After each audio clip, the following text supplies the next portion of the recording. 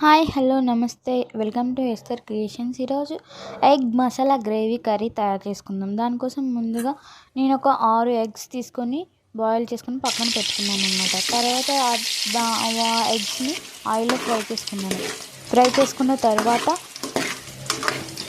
Onions cut చేసుకొని పక్కన పెట్టుకున్నాను. ఆనియన్స్ దానిలో అల్లం ముక్కలు, వెల్లుల్లి, టమాటాలు, తర్వాత షాజీరా, ధనియాలు, ఇలాచి, మిరియాలు ఇవన్నీ వేసుకొని మిక్సీ జార్కేసి పేస్ట్ చేసుకున్నాను.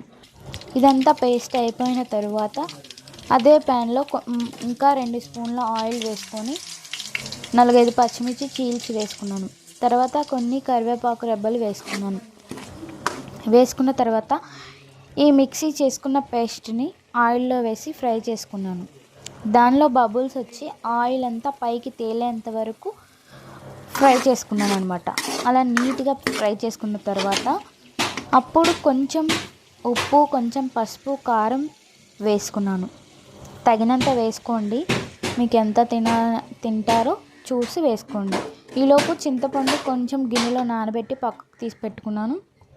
ఆ చింతపండు రసం తీసి ఈ గ్రేవీలో వేసుకున్న తర్వాత ఎగ్స్ మొత్తం ఈ గ్రేవీలో వేసేసుకొని మూత పెట్టి మరిగించుకున్నాను అనమాట. ఆ గ్రేవీ, చింతపండు రసం ఇవన్నీ ఉప్పు, కారం ఎగ్స్కి పట్టేలాగా చేసుకున్నాను. మీరు కూడా ఇలా ట్రై చేసి టేస్ట్ చేసి ఎలా ఉందో కామెంట్ చేయండి ఫ్రెండ్స్. ఇలా చేస్తే మాత్రం సూపర్గా ఉంది, అందరూ చాలా బాగుంది అని చెప్పారు. మీరు కూడా నాకులా ఒకసారి ట్రై చేయండి. లాస్ట్లో కొంచెం పెరుగు 2 స్పూన్లు బాగా మిక్స్ చేసి వేసుకున్నాను. ఇంకా చాలా బాగుంది కూడా. ఇలా నేను అన్నీ వేసుకున్నాను అన్నమాట. ఇలాచి, షాజీరా, స్టార్ అనాస్ అన్నీ వేసుకొని పేస్ట్ చేసుకొని వేసుకున్నాను. మీరు కూడా అలా చేయండి. నేను పెరుగు ముందు వేయడం మర్చిపోయాను, అందుకే లాస్ట్లో వేసుకున్నాను. మీరు ముందైనా వేసుకోవచ్చు, లేదంటే నాకులాగా లాస్ట్ అయినా వేసుకోవచ్చు.